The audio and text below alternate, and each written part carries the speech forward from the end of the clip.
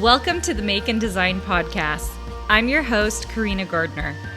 On this podcast, we're unraveling the everyday joys and dilemmas of design, making, and business.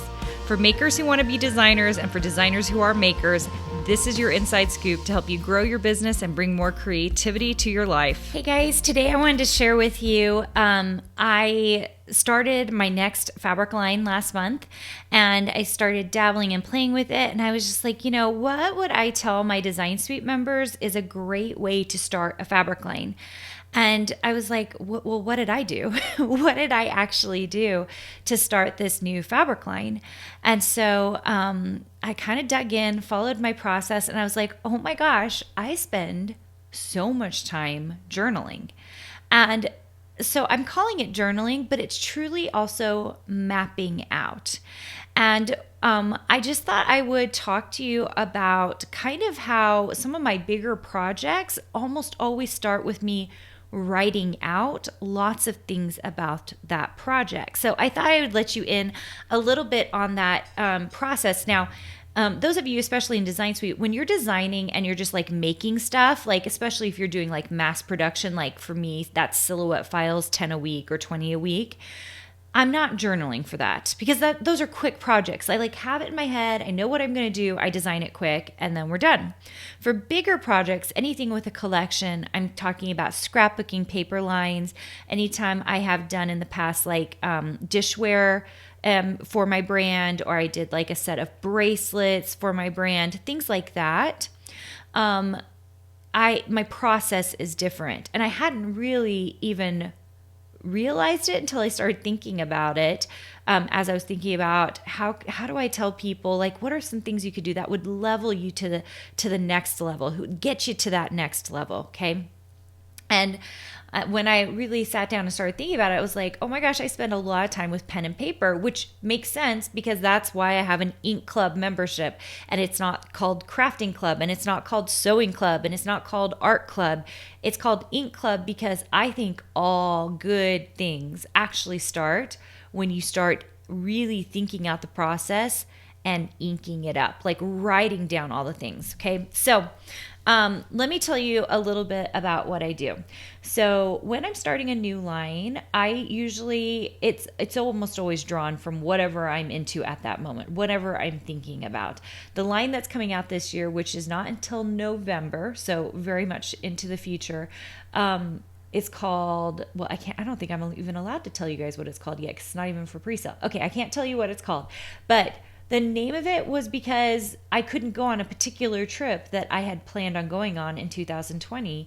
And it was just in my head. And I was thinking about all these heirloom items and flea markets and vintage stores. And it kept coming back to me. So for this particular line that I'm working on right now, I started journaling about like, what would I like to see in my Christmas stuff? I'm working on a Christmas line, which, by the way, it's a fabric line, which means my next line might not be a Christmas line. Just because I'm working on a Christmas line doesn't mean that I actually will get it, first of all. Second of all, if it will even come out in the timeline I want it to come out. So anyway, I'll just tell you that much though. It's a Christmas line. So I started thinking about the fact that I've done almost every kind of line you can have, but I don't have a Christmas line. And so I was like, you know what? It's time for me to sit down and really think about what I would do for a Christmas line. How would the style show? What would I like to see? What would I use with my kids? And I start writing all those things down. Because once again, if you've been to my boot camp, you know, your avatar should be yourself. You should be thinking about what you like, and your dream clients will also like the stuff that you are producing. Okay. So I started doing that. I journaled that. Then when I finished with that, which is usually just quick, like I'm just writing notes, there's terrible grammar. It's just like, I'm just scribbling, right? And then I usually then map it out, and I do these weird little sketches that nobody would understand but me, but I'll just like scribble, like I want something here and I want something here. Is it going to be blocked off? Is it going to be tight? Is the collection going to be light, like, for like spread out? What's the negative space going to be like? And I start mapping out all of those things. I'm just like scribbling. Okay. So I do little tiny sketches, and usually it's almost always on lined paper, you guys. So it's a hot mess, and I'm the only one who understands it. And then I write out like the master is going to look like this. The secondary is going to look like this. The third in the line, the tertiary, it's going to be a damask. Very often, you guys will see there's a damask in my next upcoming line. That's the third on that. And then usually the last three are blenders, but I'm thinking about negative space. I'm thinking about how tight they are. I'm thinking about the scale of them. I'm thinking whether we need a stripe or not. Sometimes I like it, sometimes I don't. So really mapping out. So it's like the journaling piece and then the mapping out piece. Now, how much, like when I finish that line, does my final line look like what I initially mapped out? Usually not very much, you guys, but it's a place to get started because I'm thinking about the full collection. Because I am thinking about that full collection, I treat it differently than a one-off project. In a one-off project, I can design and then I'm just done and I feel good about it.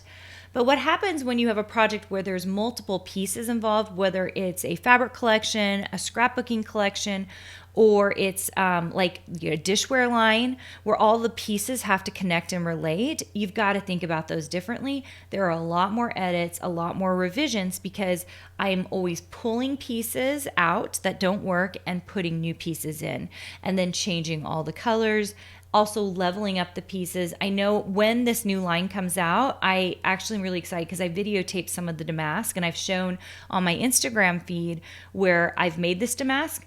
It is the bare minimum flat piece of damask.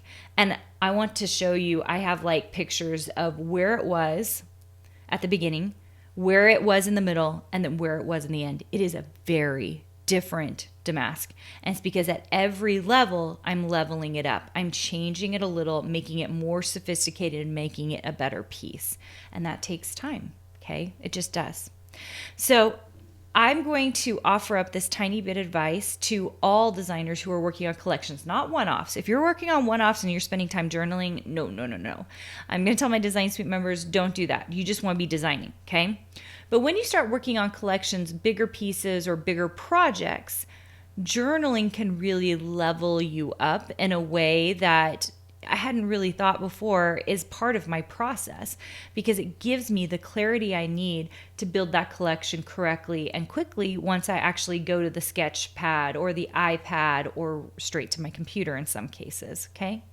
Hopefully that helps you guys a little bit. And hopefully you will like my next fabric line, which I think I can start talking about and showing you guys, I'm hoping by this summer, because it comes out in November of next year. And then I will try to give you some sneak peeks on the Carina Gardner feed, if I haven't already, of the fabric line I'm currently working on. So that hopefully is really fun for you. If you have a chance, I would love it if you left us a review for this podcast. This always helps a podcast, but it really helps me. And if you are enjoying the content, it allows me to keep coming out with, right now we do 3 episodes a week. I don't know if we'll do that forever or if we'll just move to 1 episode, but right now 3 episodes a week is what I like to give you because it's just these snippets of how I'm designing, why I'm designing, and what you can do to level up your design work too. So if you could leave me a review, that would be amazing. It would really help me continue to get visibility in this podcast. All right. Thanks so much for joining me, you guys, and I will talk to you soon. Hey, did you know that you can visit me at makeanddesign.com to learn more about this podcast and join my VIP group for weekly freebies? I can't wait to see you there.